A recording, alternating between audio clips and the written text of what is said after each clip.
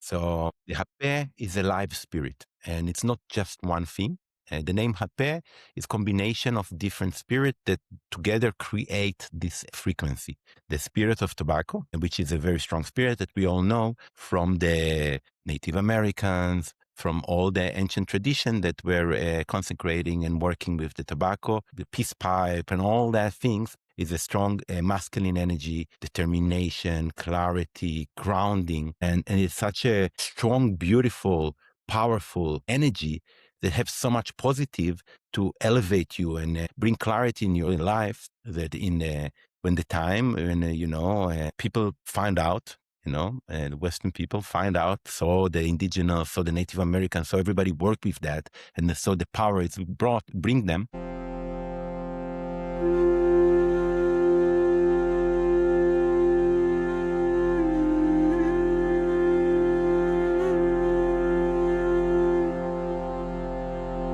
Amir, welcome to Kuda Medicina. Great to see you, brother. How's Derek? Good to see you.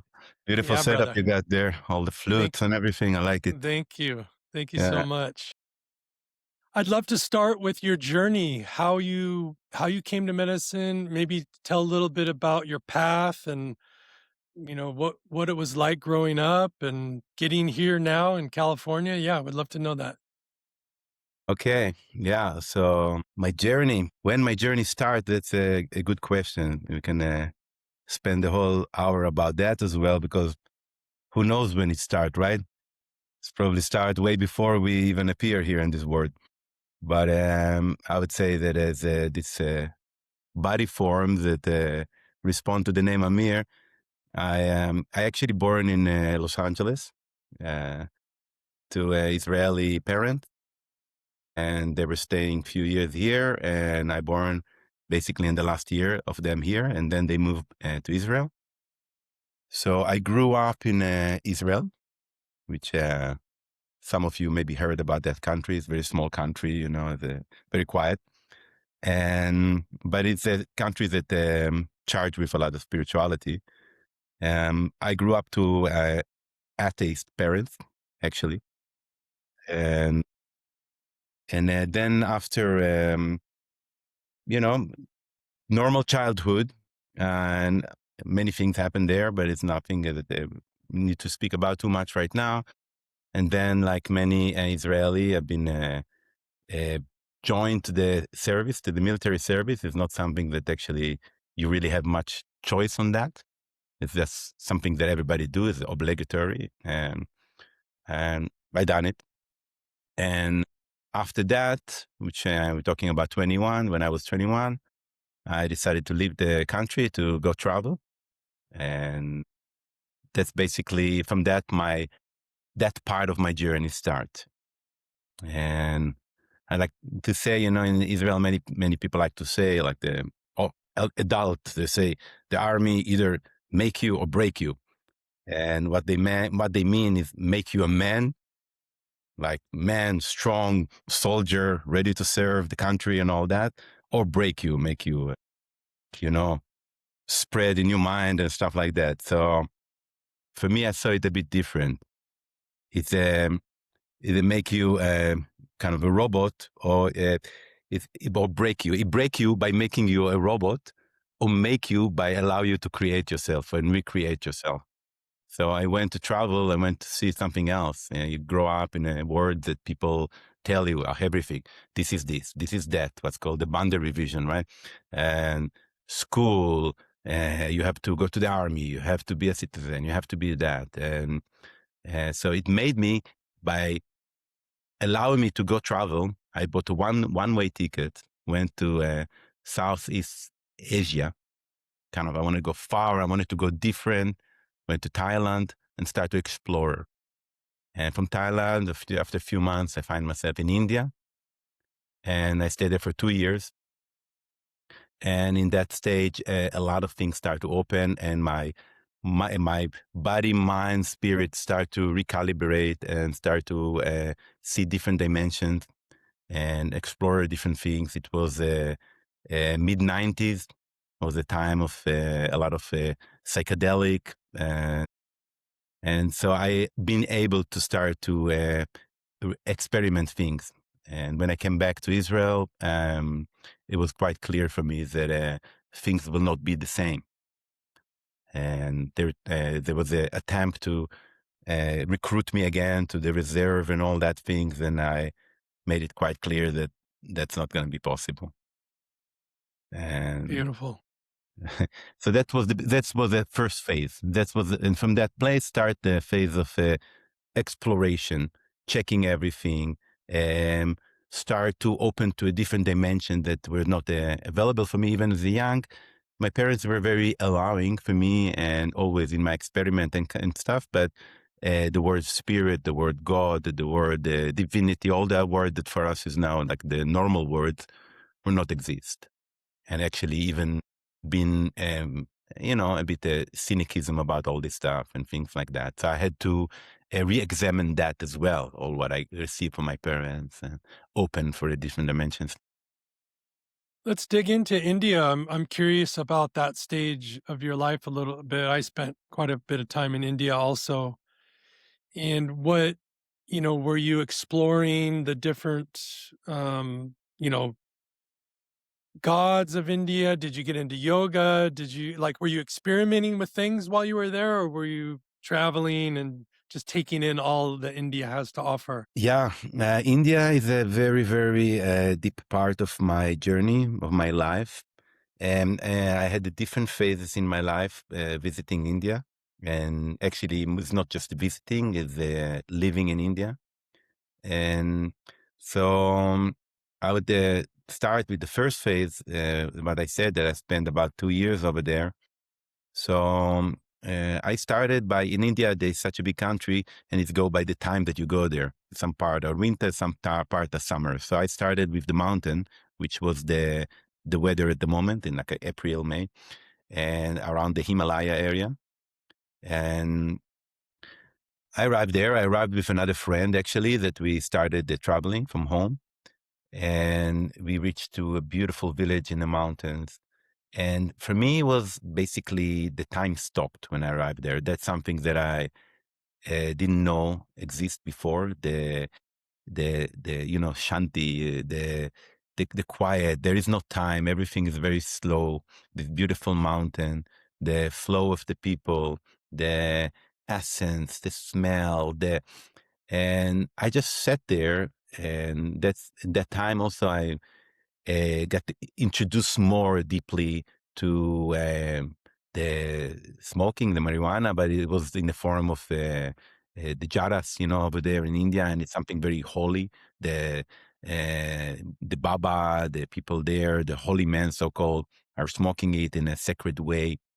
So I tried all of that and start to feel what is at the time stop. And after a week or 2 weeks, my friends start to have like, all right, okay, let's move next.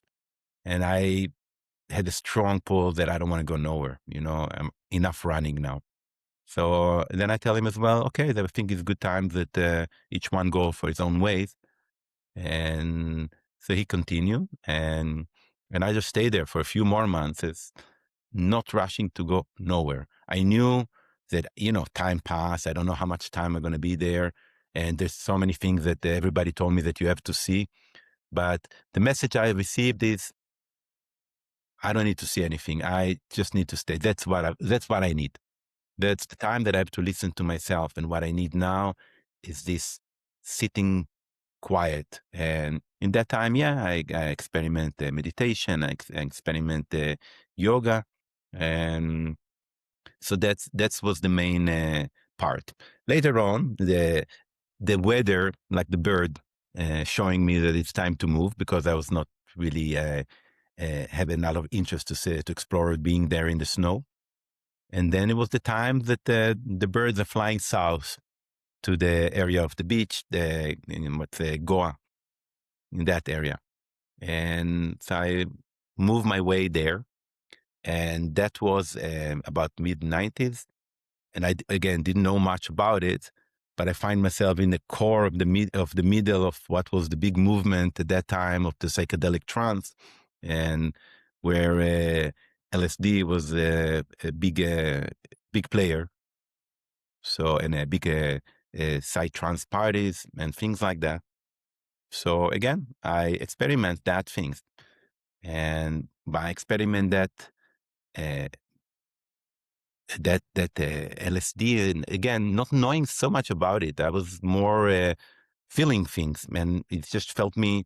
It's good. It's something that I can try. After I try once and twice, I realized there's a whole new world here, and it's kept challenge my old world, and I saw that it's good. I felt like I start to clean a lot of the conditionings and a lot of the stuff, the military, all that things that were not necessarily been chosen by me, and opened me to a different dimension. And so I stayed there for quite a lot, and I investigate that quite a lot. Let's say like that. Met very interesting people from all over the world. And so in that package of new experimented, all fresh, all new, um, I uh, I stayed there and kept exploring. So that was basically my first phase, and then between that, traveling, see different part of India as well, and then coming back. Beautiful. Like if you So want, I you can tell you again about India. That later on I came back there. That was the like Yeah, the would love to hear year that. that again that was under the umbrella that I opened for that dimension of a psychedelic. Um, but fast forward years later, I opened a lot of points over there, and then when I left, they all stayed open, and I never closed anything. And later on, which is 10 years later, I came back there and I realized now is the time to start to everything that I open. I want to kind of dive deep, maybe close that and not leave all these open things. And that phase was already I done with doing the psychedelic. This was a time that I already um, well after India I went to South America. Let's say like that. Uh, Yeah, I went back to Israel to experiment. It was not the right thing to me to stay there for too long. And then South America gave me the call. And that's actually where my big part of the journey came that is continuing until today, which that's where I met the plant medicine. and did you go directly to Brazil or did you No, no. took me years until I got to Brazil. First time I went to, I did some kind of route. I went to Ecuador, Peru, Bolivia, and Colombia.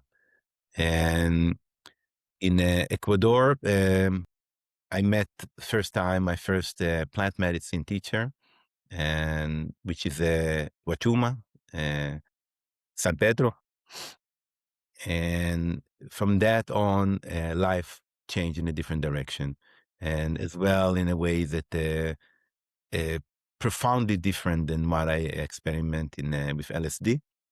I had actually direct connection, including the plant revealed to me and spoke to me, and the path changed from that direction. So, and we're talking about 98, 98. Okay. And what was your first experience with the great mother ayahuasca? So that was later on in that year. I find my path to Colombia, and I knew very little about it at that time.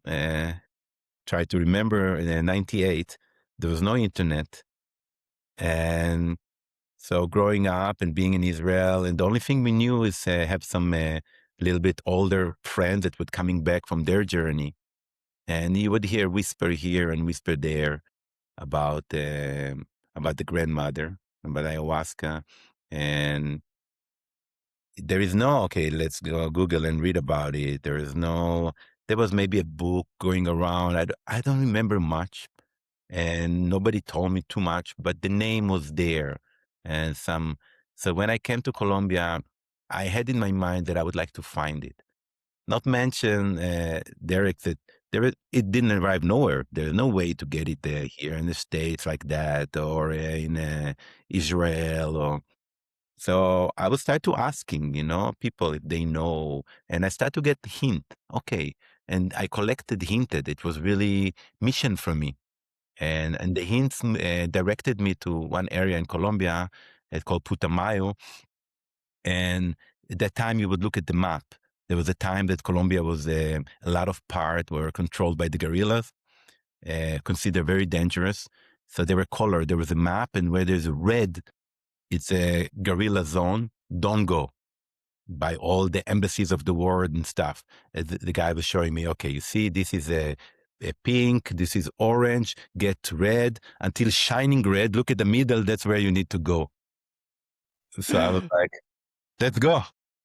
You know, I was really, at that moment, at that time, I was just, didn't need to think about anything. I knew, you're going to be all right.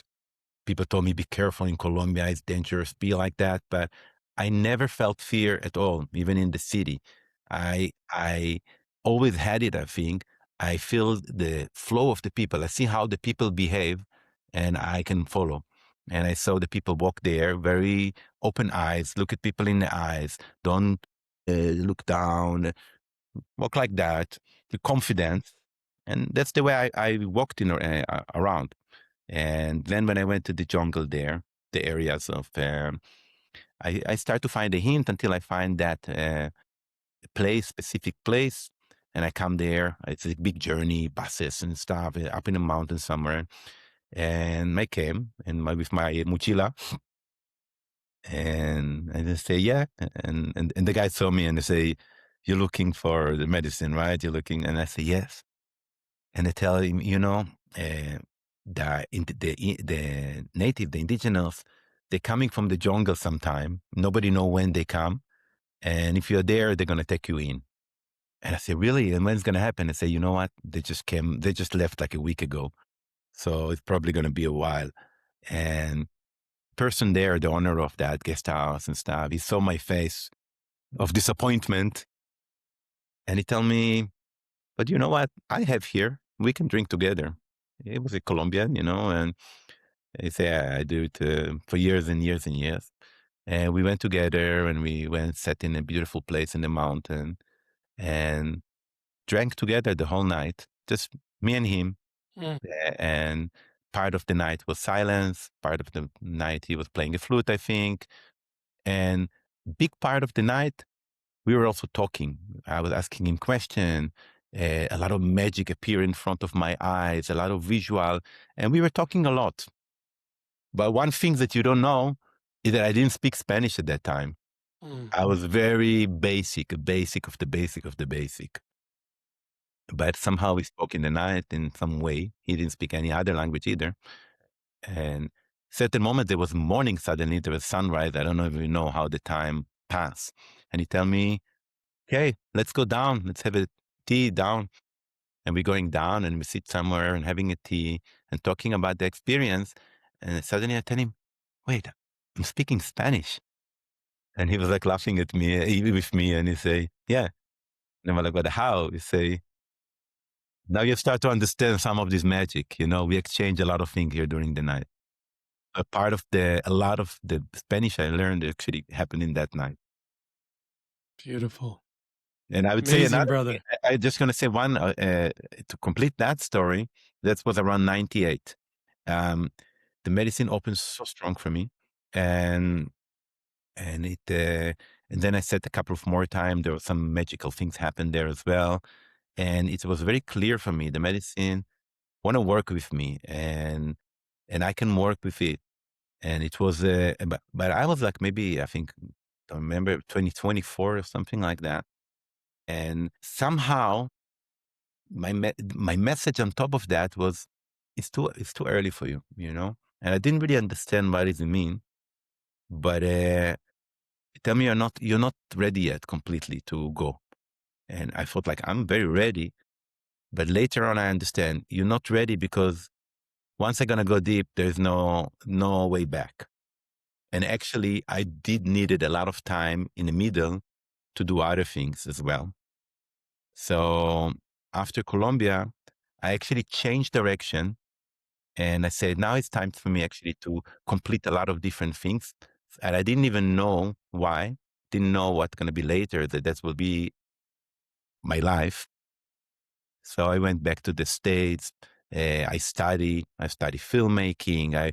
I was very curious about things, and I realized I don't even know what it is to live in so-called West and things like that. And so I studied, and later I went back to India, did a lot of the yoga, Zen. And actually, my Zen master was telling me, you cannot do any substance, so called. You cannot take, so didn't smoke. I didn't do any plant medicine for many, many years. And, and I had to do all that things, Derek. It was very important in my life. And later on, I realized uh, it was too young to go because it was connected to ego. Nobody do these things at that time. I would come back as the big messiah, the big guru, tell everybody what to do. I was too young to handle that force. I know it now. And in the Jewish, they speak the Kabbalah. They say you have to wait until 40 before you start. And I realize why they say it. You can start younger, but you're not ready enough. I was not ready enough. It would come not in the right way that the medicine wanted it to open for me. And so it was actually around 40, maybe, or a little bit earlier than that the past brought me back into the medicine. And from there on, it was very solid and clear why and how, and guided me as it can keep guiding me now to the right way, guide me to the right people, guide me to the right indigenous. That's when I find Brazil as well for the first time, 2015. And from there on, so yeah, so that's a bit of that path, which I want to say that I basically realized that I didn't really had so much saying about that. It seems like that I decided everything. It's my decisions. Is it for real? So that's the questions, you know? Yeah, that's a great question for all of us to ponder, and I feel like the more that we can surrender to the divine, the more beautiful our life is. Let thy will be done. Something I say every day. Yes. Yeah. So Surrender. you got to Brazil finally, and did you find the Huni Quinn right off the bat, or did you, go the Awanawa and kind of maneuver your way through different tribes? I'd love to hear, because I know you have a deep love and respect for the Huni Quinn, and I would love to know how you were led there. Yeah. So that's exactly what I'm saying. As I was, when I went back to India in 2003, I was actually after separation, while I was here in America back and study, I went to the college and stuff. I also met my first wife, um, and our story uh, got to an end as well. I guess I was not ready to this either. And I decided, okay, now everything is open for me. I decided that, yeah, filmmaking is nice and stuff. I could see how I could find a job and stuff, but the message was very clear that it's not exactly what my soul is looking for.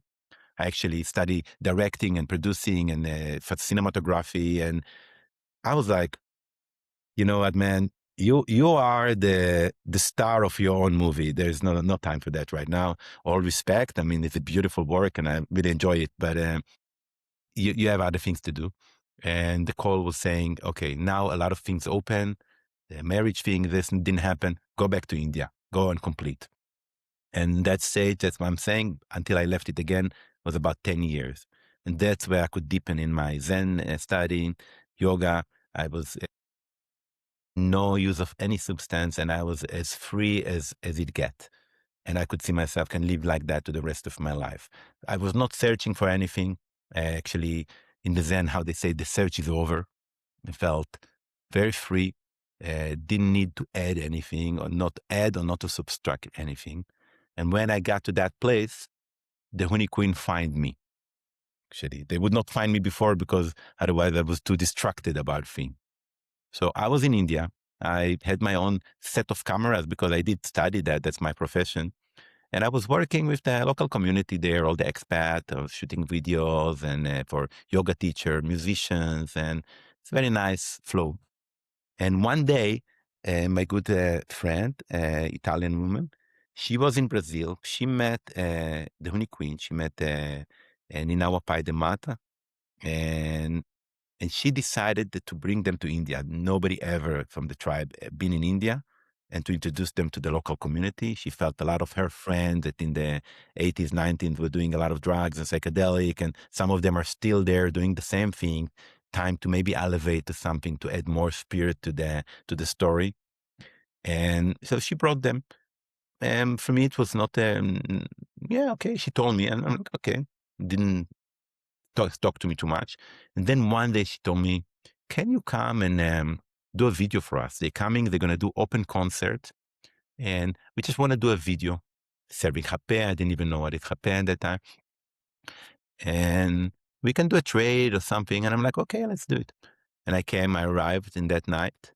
And there was Ninawa Pai de Mata and Chanai Kakuru. And that night, with the camera, I experienced something that I never felt before. When they open the mouth, when they start to chant, when they start to sing. So I understood at that moment, what does it mean chant? Because I was all enchanted.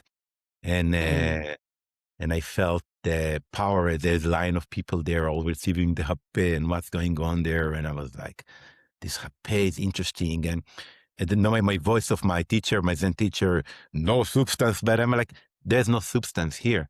And I felt it, and I realized, and they spoke about the Hape, about what is Hape, and I just felt the spirit of everything there, the spirit of myself, the spirit of the plant, and I made a video, and that's how it started. And later on, I came to their home and showed them the video. At that time, there were no cameras in there. Nobody brought camera to the jungle. They never saw themselves on a video, so they were enchanted now. And then my friend, she asked me, okay, so we're going to have ceremonies in this and this days. Do you want to come? And you want to choose a day? And somebody told me they're going to have a retreat for 3 days somewhere. And I said, you know what? I want to do the retreat. And she was like, you want to do the retreat? You know, she knew I don't do things normally. And I said, if I do it, I'm going to do it 3 days. I said, you want, I can add money or whatever. And she said, you know what? It's okay. Don't add money. Maybe you bring still camera, and maybe in the morning you can make some photo that can help us to. And then I went to the ceremony. That was after many years of not doing the medicine. And it was so powerful, so beautiful. In the night, I was so deep.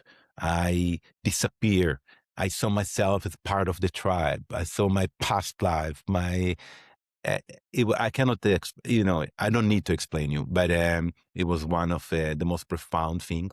Connect me to that time when I was a kid there in Colombia, but in much, much more profound way, because I managed to do my walk in between. And before I realized, I start to see the skies start to open and kind of like morning light, they start to appear. And I'm like, oh my God, now I'm going to have to do the camera thing. I had no idea how to do that. Camera, I'm so good with the camera. I was like, all right, I have to get ready. In my eyes, I couldn't see anything but the fractals and stuff. And I went to the pajer, to the shaman, and I told him, I didn't speak Portuguese, but I tell him something I need to make, and I don't see anything. And no problem. They took a bottle of something and put in my eyes, later to be known Sananga. I had something very burning in my eyes suddenly, and suddenly all this fractal turned into sharpness. Later they told me that's what the hunters take in the morning. You get the night vision, you get sharp view. And I just pick up my camera. I say, let's see, whatever come. And nobody take pictures in ceremony, but in the beginning, they said that Amir will do some things, only of the shamans, not of the people. And I started to make pictures and didn't know what will happen. And I didn't know if it's in focus at all and whatever. But I took some photos, and as the morning come up and the ceremony finished, and I wanted to run back I took my bike and drove fast to my home. I wanted to see the pictures, and there was one picture there, very beautiful, like portrait of a Chanai Kakuru, and I wanted to touch it a little bit. Normally, all my pictures that I did later on in the years, I don't touch them. They're exactly how they is. But he was illuminated the whole night with white light. So I made this white light around him. And that picture was uh, very beautiful, very right. And the day after I came and I showed them the photos, they never saw themselves in a photo. They loved it. And they loved me also. So they felt me. I felt them and they felt me. I sat there very nicely and saw my spirit, I guess.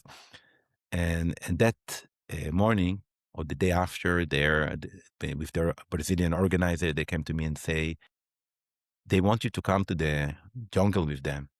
They told me. And they say, we were like some kind of Goa India hippies, we didn't have much money and stuff. But they say they cannot bring you there. But if you can come to Brazil, they'll take care of you. And, I tried to ask the Brazilian guy, what does it mean to go to the jungle? And he told me, yeah, it's you have to take like 3 flights and 5 days boat and you go deep inside. And he told me, and I had talked to some people that been there once and they told me about the mosquitoes in the sides of a cat and told me also the other side of it. And I was like, am I ready for it? Am I not? But the answer was like, hey, there's no question. You have to go there. And they invited me. They say, come to the jungle and bring your camera and it will be nice. We want to make some picture of the elders, of the babies. And it will be good for us as well. So I decided to come and 6 months later, I was there in the jungle. There was a festival that they did. They invite few foreigners, but it was mainly their own festival that people come from all the different villages. And I brought the camera, and there was nobody before ever professional photographers that was in the tribe and was invited to make photos. So it was I think 15 days festival, which basically we drank every single night. So I think it was like 14 ceremonies in these 15 days. And I came there with all my equipment and everything, but I told myself, take 3-4 days or whatever you need, don't touch the camera. And so for like 3 or 4 nights, I was just drinking the medicine. I was always the first online, just taking in and cleaning and connecting to the forest. And everybody see me there. And maybe 4 days or something, or 5 days after, I'm like, okay, now let's take the camera. And I start to dance with the camera, and I dance with them, and it was a very, very, very beautiful, and we connected, and from that moment, we connected with the spirit as well. I took a lot of beautiful portrait of many of them. And some of them I put out. I made some videos. I made video of Chanai Kakuru, which is an incredible musician as well. He was young at the time, 20 something. And I put the video out. I made this thing called Amazon Calling and put it on YouTube.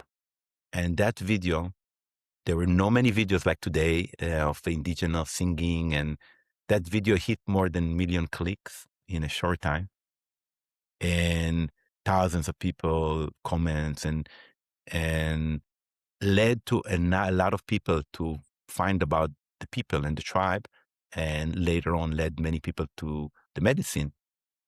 And as I was traveling around the world and sometime with them and meet people, and I was asking people, how did you hear about them? And some people would tell me, oh, there was this video in Amazon Calling. I felt very proud. I didn't really know even why I did it and what's the main reason of that thing, but I realized that photos and video helped to connect a lot of people for that dimension. And they wanted that. They invited that. It was not intruding them. They really the tribe felt there is a time to send that message wider, and that because humanity needed it. So it was a decision. They didn't know how and what, but that's why they opened the gate again. So you're a messenger. That video I'm a was your messenger. part. Yeah, you're a messenger, brother. It's a beautiful story, man. I had no idea about the India roots and yeah, it's really special. That story is really special. You're probably the only person I've ever met that's met the medicine in India. Yeah. Yeah. Yeah. Yeah. I met Yeah, it in it's a great Colombia. I tell you, I met it in Colombia. or yeah, And then deepened it. there was many years of gap that I did it. and I didn't know if I ever going to drink it again, actually. And the year before I drank with them, there was another guy arrived from Peru, and I decided to join. After many years that there was here and there, things come and I was not drinking. And the Santo Daime came one time and this, and sometimes they asked me to come and help because they knew that I'm like one of the guys that drank from the early years, but I would not drink. And that guy from Peru, I decided to go. I was a bit like, oh, I don't know what's going to happen. And I just asked, I just want to heart open. And at that time when I drank the whole night, the whole color were pink and shapes of heart. And the main person that organized the ceremony lost it over there. And they asked me, I saw it, I was like, can I help? He said, yeah, take care of the people, I'm out. So I would start to take care of the people. The shaman were there passing, singing to people every time he come, he see me, he was like, cha, hermano. So it was very good. And I got this message at that time. It say, welcome back. It was kind of voice. And then the second voice took you a long time, but it took as much as needed. Yeah, so the message was clear.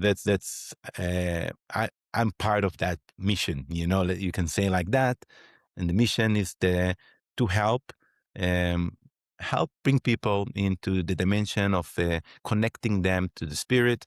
And it doesn't mean by all means that it has to be through drinking ayahuasca. There's so many different ways. And now as I'm growing and getting elder and stuff like that, I'm open for many. I learn many different ways. I experiencing different ways, and it's all good. But there's a one vision of all the different tribes and indigenous and traditions. It bring people back home, whatever home is. And so that's what we're doing here. That's what you're doing. That's why we're talking right now. That's why you're talking to everyone. And that's why I guess you play the flute. We, like the shepherd, want to bring people back to the right place without using too much word. We are not preachers. The medicine tell us shut up and just be. So Yeah, beautiful. I would love for you to speak about the Huni Quinn a little bit, a little bit of their cosmology. And obviously, you have a deep connection with this tribe. What is it about the Huni Quinn that touches your heart? yeah, I did visit as well. I didn't visit only the Quinn. I visited the Yawanawa tribe later. I was invited as well, which are also very beautiful, and we saw them around the world traveling, and I have friends from different tribes as well.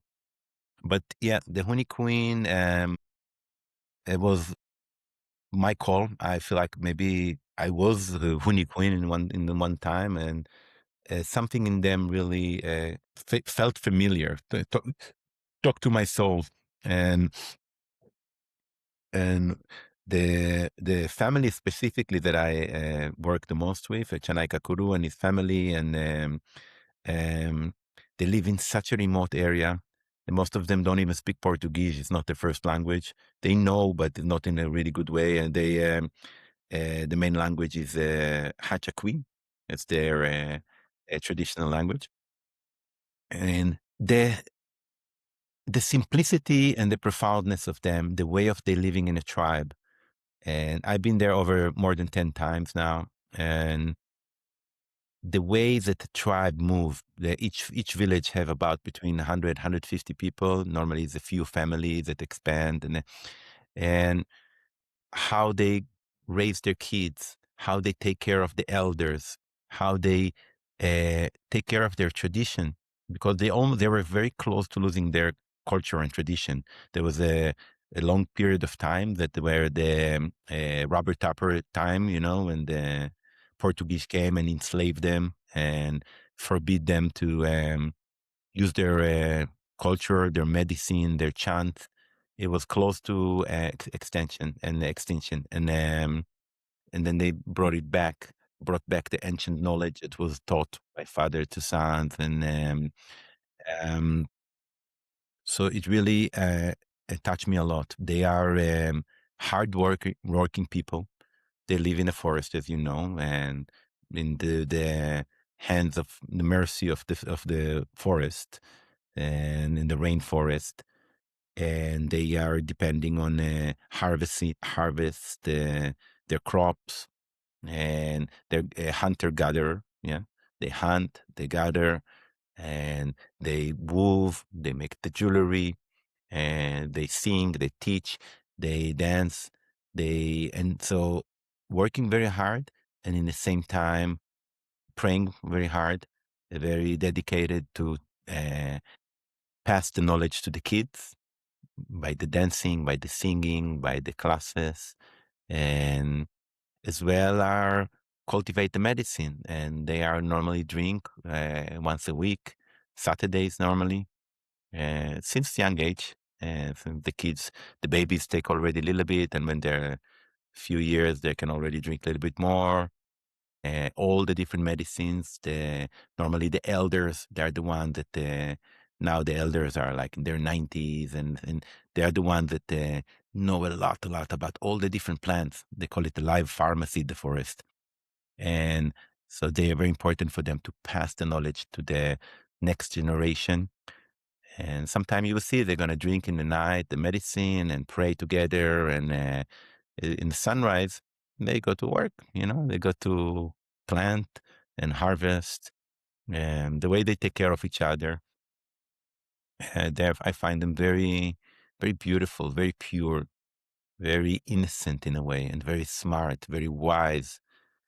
And the kids there, the babies, are great teachers for us as well. They're just so smart.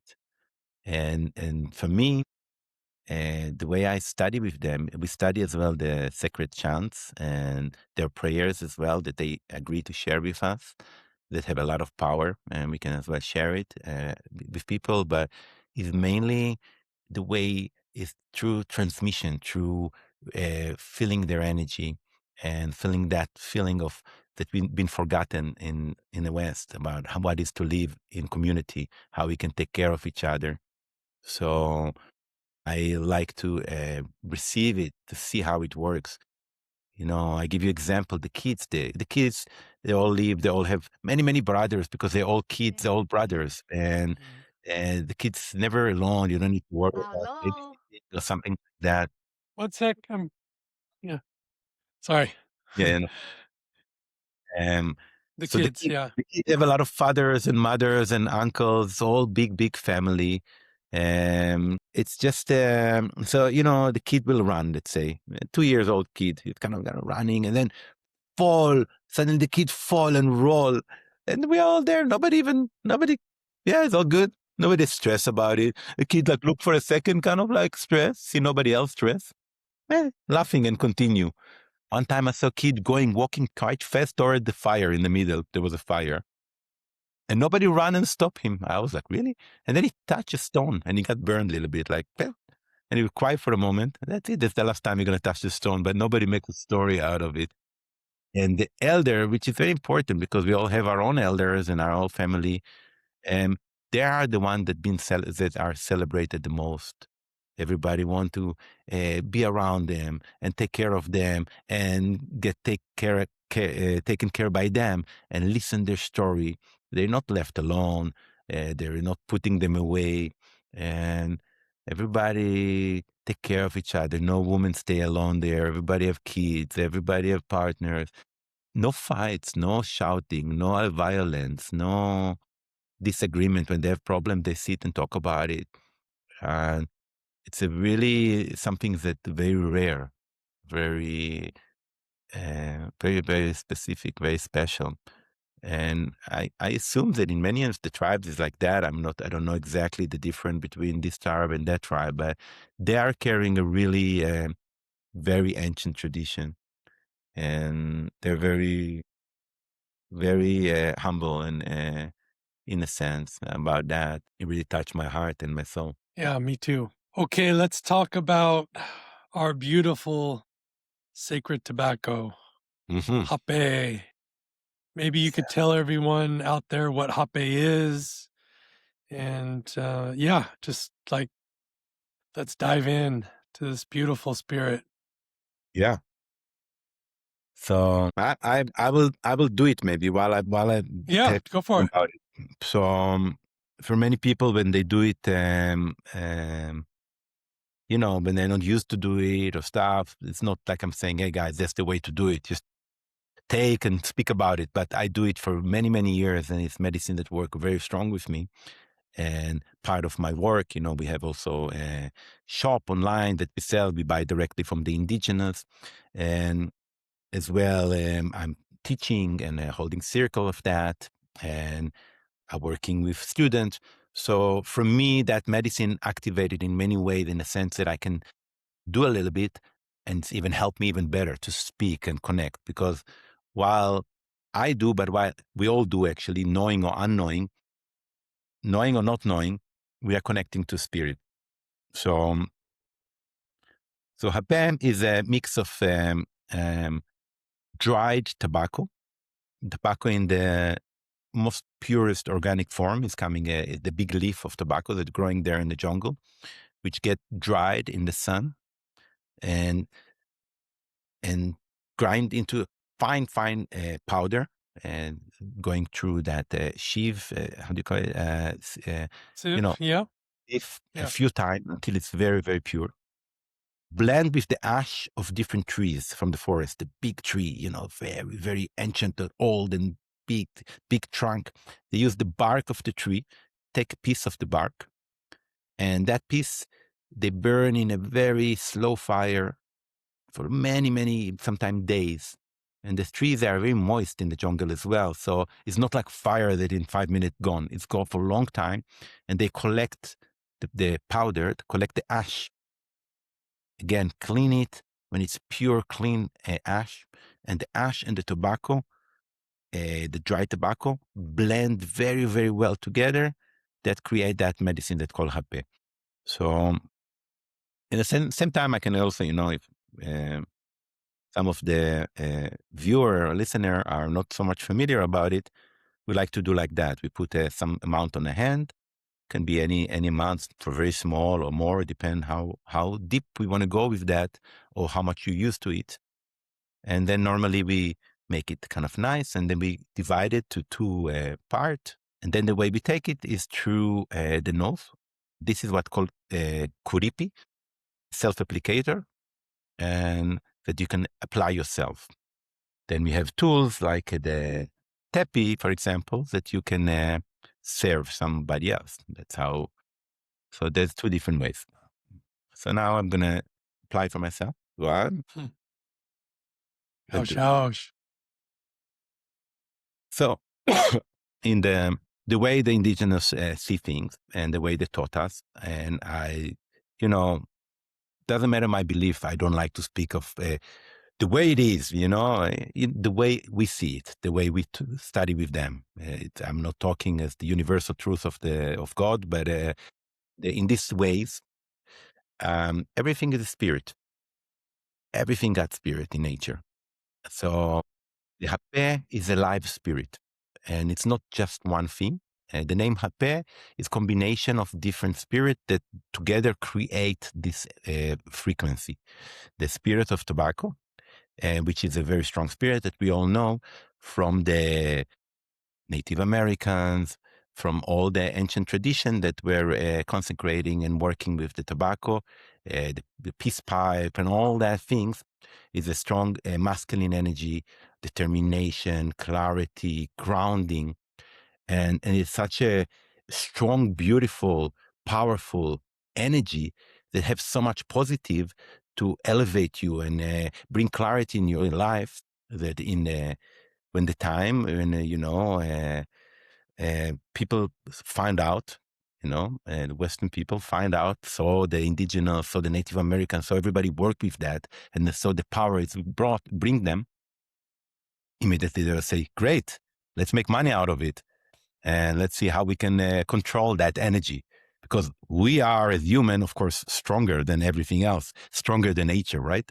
What is tree comparing to human? So we're stronger. So we take it and let's add some things into it to also create some addiction to people and things like that. Let's create that thing called cigarette. And then we can make money out of it. That's, a bit different. in the way of the spirit, the way the indigenous see it, they say, yeah, you took the plant, that sacred plant, and you start to manipulate it.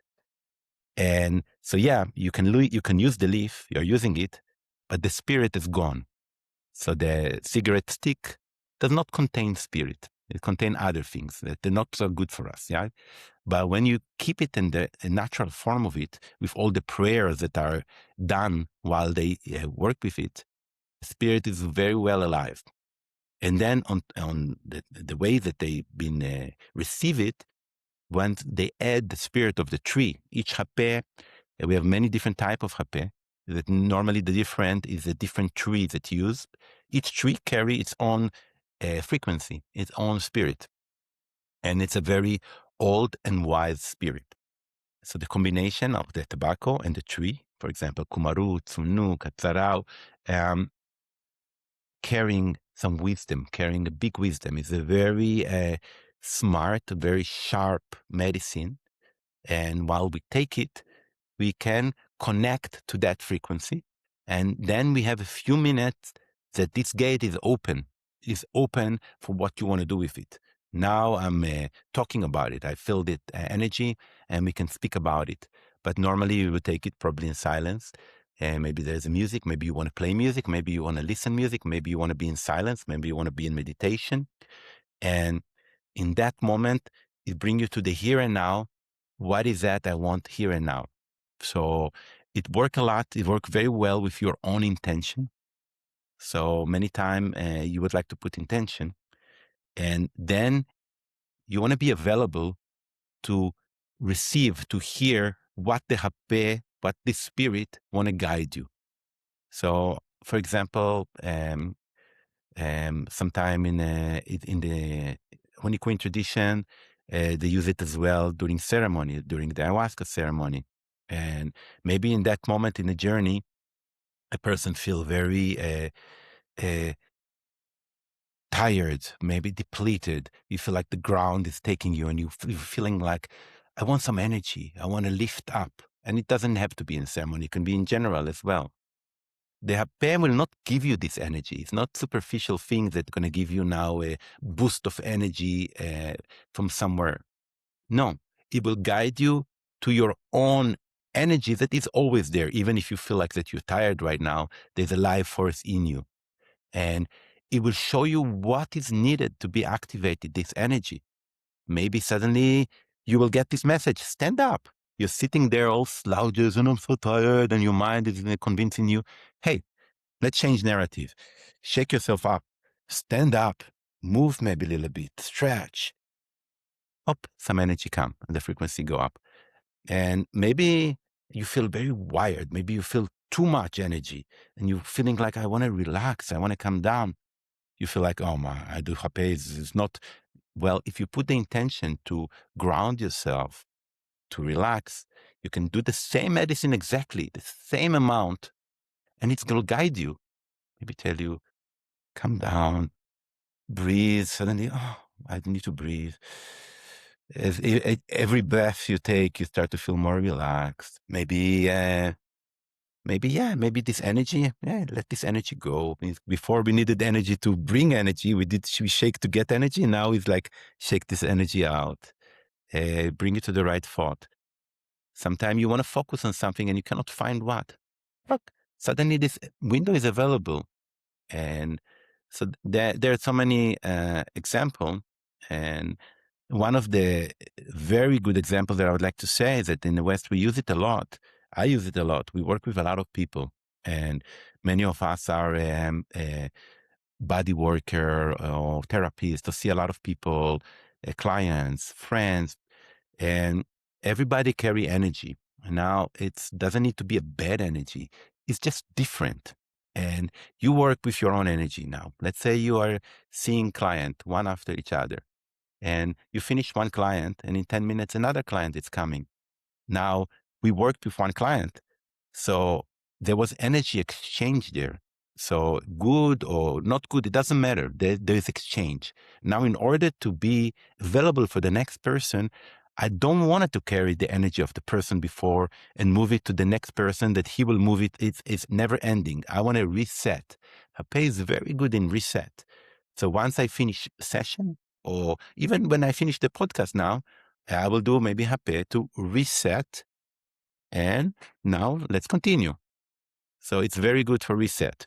And I'm saying it all in positive way, but sometimes it's not necessarily positive. Maybe you had this very strong phone call with somebody about work, about taxes, about whatever, and it leaves you a little bit unsettled. What to do with this unsettled energy, you know? So Hape is a great example, is help you to remove and move energy that you don't need anymore. You put that intention and send it out. So, and then, the process of the Hape as well. Sometimes you need to spit, blow your nose, and ceremonies can trigger as well. Sometimes purge that was waiting there and didn't find a way out can help as well. Help to move energy that not needed, ours, others, it doesn't matter. Help to keep moving. And you can as well use it to invite the energies that you do want, and energy that right now you're missing. It is very respected medicine in the jungle, and it's as I said, it's a spirit, it's a medicine. There's no hierarchy in the jungle. The ayahuasca is there, and Hape is there, and it's all spirits. And they're all working together, all working for the light, all spirit of nature. And one more thing, we all know that in the West, and I know it personally, and everybody that work with Hape know it. It's a very good ally and help in relationships with our partners, because when you live with a person or when you're in a relationship, there will be some clashes, right? Some argument. I'm sure you never had it, Derek. I know that you're above all that, but some people do experience it sometime. So what happened when we uh, experience something like that, like what we say, when you fight, when the fight is coming, or we disagree about something, in that moment there is no place for communication, and we start to passing energy to each other, and the energy is growing and growing, and it's just not good. So if I find myself in place like that, before even there is a chance for escalation, you're like, okay, pause. We can still say pause. We're not communicating right now. So we're going to go. My partner, she's very familiar with Hape and very love it as well. We're probably going to go each one to his own space, do our own Hape. It's not a time to serve each other. Let this energy go. Energy that enter. There's my energy, your energy, and then there's just this energy that created now and growing. Let's stop that energy that growing, that is not reality. Let it go. In a few minutes later, we are like, we can meet again, and it's like, what was it about it all? Let's talk back from the heart, and it's much easier. So, endless example, endless. How beautiful is this medicine, and how it works well, and how it's actually perfect for our life in the West as well. We have a different life than the life in the jungle. They use it very much also for focus, for their work, for hunting, from playing music, for whatever they do. And in our way, in our world, it's also very needed, very helpful. Is a very can give people, a lot of people, it give them correcting experience from their experience with cigarette. A lot of people that, including myself, that had many years addiction for a cigarette, and send it away and basically close that channel. I don't want anything from cigarette. But by doing that, we also block that magic, sacred energy of the pure tobacco. We can call it back to that energy that been folded away because of the word of the cigarette, and bring back that sacredness to this medicine. This one here is a spirit in a bottle, good spirit in a bottle. And yeah, so. Yeah, as many of you know that listen to this podcast, I am also a fan of the Hape, and it's one of my, besides ayahuasca, is one of my main allies in this life to connect with spirit. And I have to tell you that Amir has the best Hape available anywhere. And I can say that with great confidence because I have bought Hape from, I think, every source out there on the internet. I even wrote a book about it 2 years ago. And was so excited to get and to have the gift of your Hape is so good. If you want to tell people a little bit about your offering and yeah, it's for me, it's top shelf. It's like if you're going to use Hape, you should use the best Hape available. That's the way Exactly. I look at it. I feel so as well, and I would just rephrase it by saying it's not my hape because I Mm. myself don't do it, and some people I heard that these days even people do it themselves, but um, the hape is coming only from one place, and it's from the Amazon, and it's from Brazil. So it's not even from Peru and not from Colombia. I mean, it's not. They're doing some places in Colombia, but the hape we mostly know come from the tribes in Brazil. And one time I was in Peru, and I saw in a shop hape, and I say, "Oh, you have hape?" And they say, "Yeah." And I say, "Which hape is it?" They say, "Oh, it's hape." They didn't even know the type, and I say, "And where is it from?" I mean, which tribe? "Oh, it's from Brazil." So each hape, that we have, that we carry, coming from the tribe. Some are from Huni, some from Yawanawa, a lot from Nukini, which are masters of hape. And so, what is important for me by receiving that specific hape is that I do know where it come from. We know the makers. It's very important. Hape, as I said, is not just the plant. The plant carries spirit, so it's important for us to know who is the one that carry the hape, who is the one who make it, because everything is part of everything. So to make hape, you use a lot of it. You use hand as well. You use it by hand. The way you make the fire, the way you burn the bark, the way you dry the tobacco. So the person that do it, there's a man maestro that is good in that. They need to be clean themselves. It's very important. They are also connected. So if they were, God forbid, drink alcohol or doing things that are not clean, that energy of the alcohol will enter into that. You don't want it. Maybe you feel the hape and you say, "Oh, it's still tasty," but it's all subtle energy. You want it to be as clean as it is. So the person who make it is very important. It's important that it's done by the tribe that carry the ancestral instruction of how to do it and how to connect to that spirit and have the permission to do it, the permission from the tree up to that level. As well, we really pay attention about the fair trade. So obviously the hape that people buy, is allow us to support these people by sending them the money for that. Where is that money go? Are they using the money to support the tribe, or is money that go for not the right place? All that energy is very important, and by keeping that on the top of our list, we are really, as to the best of our ability, we make sure of the pureness of that element of the spirit. Another thing is the freshness of the hape. Um, the spirit, has no age, but once you turn it into that powder, uh, it will change after a few months. It has weakened, is less potent after some months.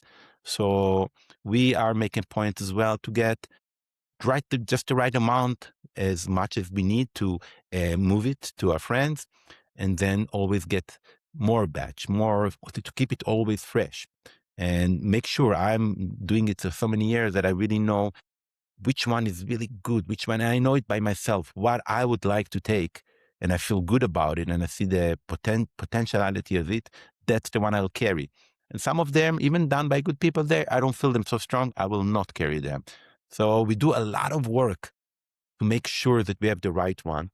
Um, we are not a huge company. We don't have commercials and no nothing. It's not our things.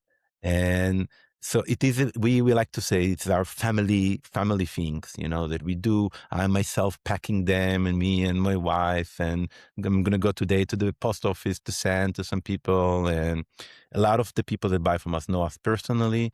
They know us as our path, us as a medicine carrier. They trust our own integrity as well. And then from that place, we open for other people that new for this dimension. We do take time to educate and teach people and do as well a Hape circle that bring it to the right way. And I'm happy to take time. I'm sometimes make instructional videos for people about how to do it properly, not just how to apply it, but also how to have the reverence for that.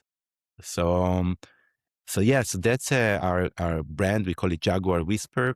Jaguar is one of the in the Huni Quinn. There are two main animals that they work with their frequency and their spirit, and it's the Jiboya, the boa constructors that bring the energy of transformation and healing, and the Jaguar. And so we called our brand Jaguar Whisper. It's like my video brand, which is Amazon Calling. So the Amazon Calling and the Jaguar Whisper, all calling the same and whispering the same, come home.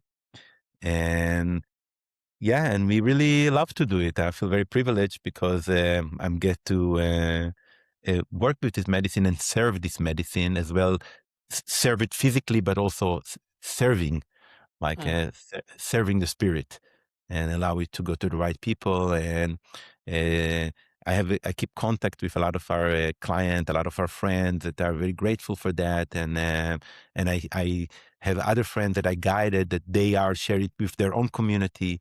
And the main important for us is always if you share it to people, carrying that message of reverence of the tribe is not to get people just hooked into it.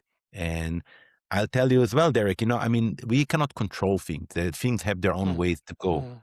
But the nature of people sometimes that they want to make something out of it. It's not a party trick.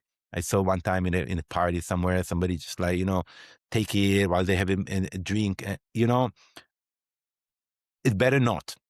And then if people you're going to do it like that, it's not like, oh, something horrible will happen to you. It's not like that. We are not in the church, but you can choose. If it's just become something like that you do without any intention, any reverence, and mix it with other things, the spirit will not be involved there. Then what? We don't necessarily need another thing just to have it. It's a tool for transformation. It's a tool for healing. It's a tool for growth.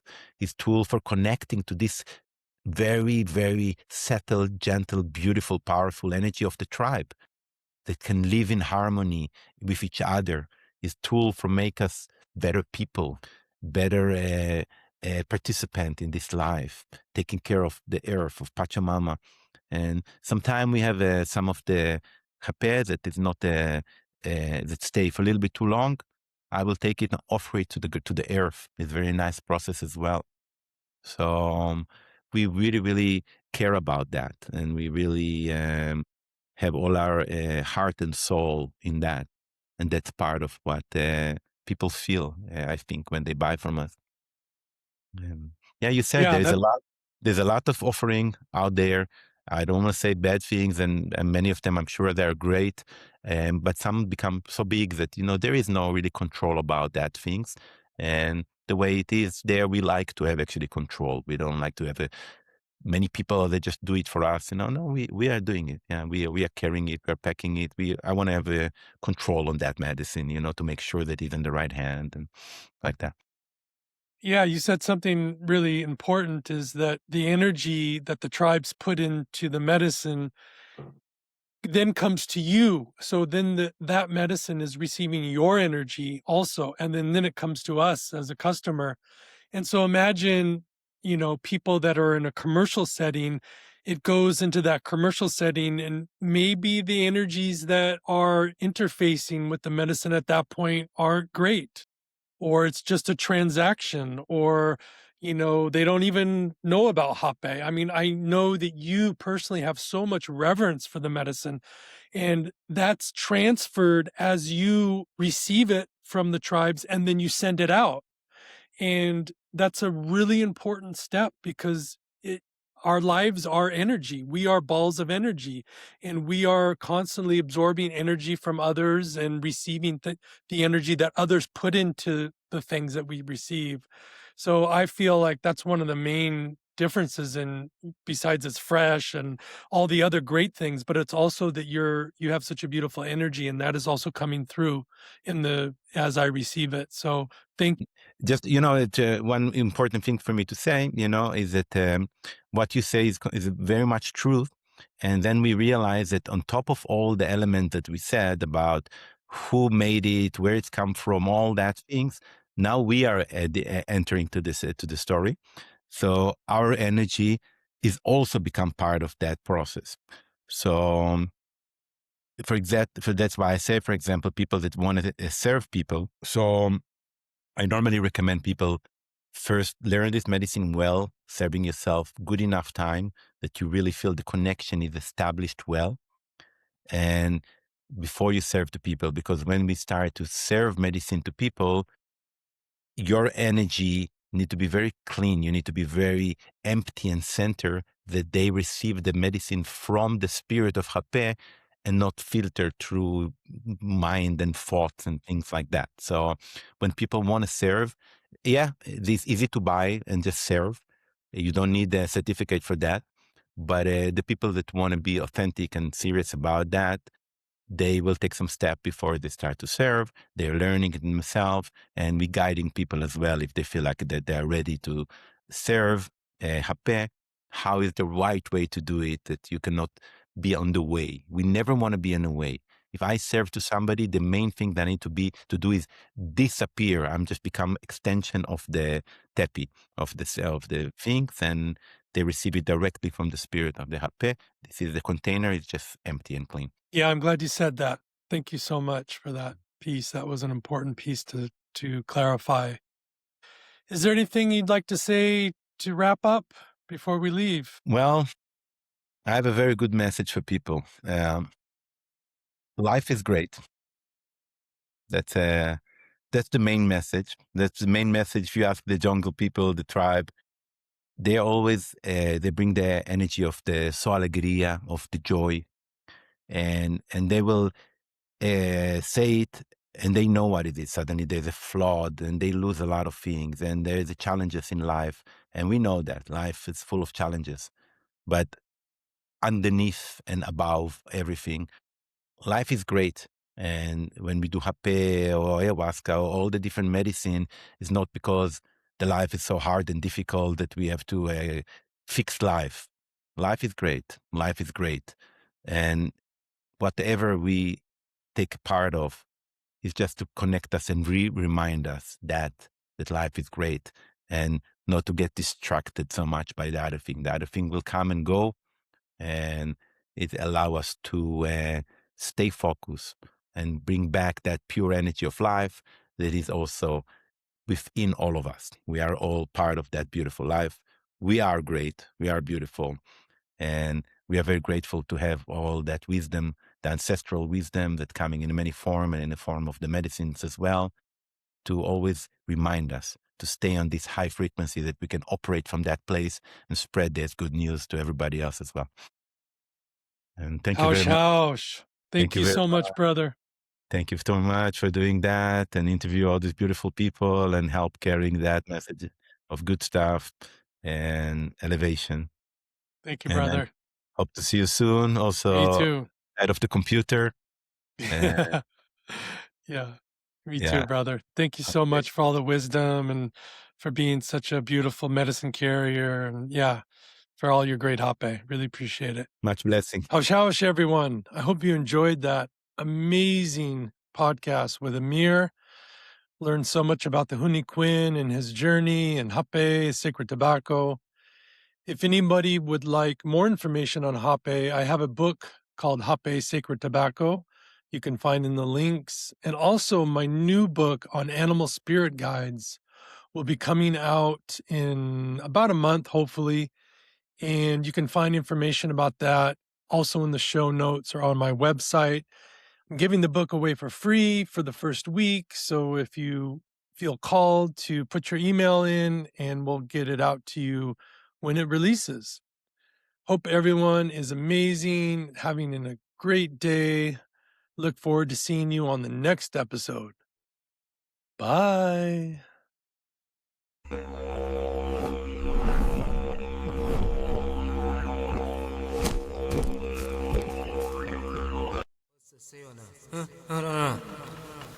Índio Shibu, Inauá, Huni, Kuin, no coração da floresta.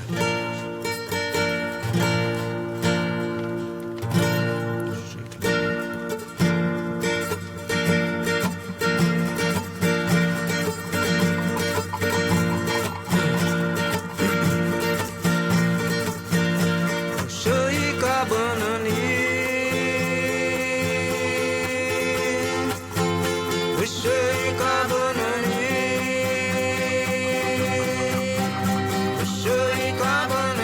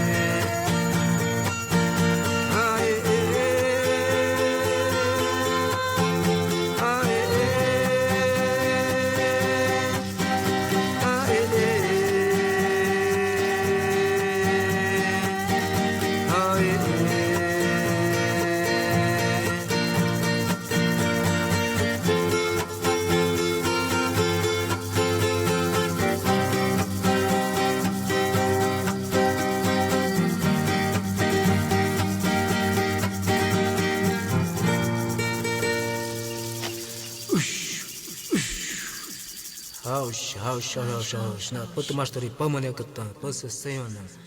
Huh?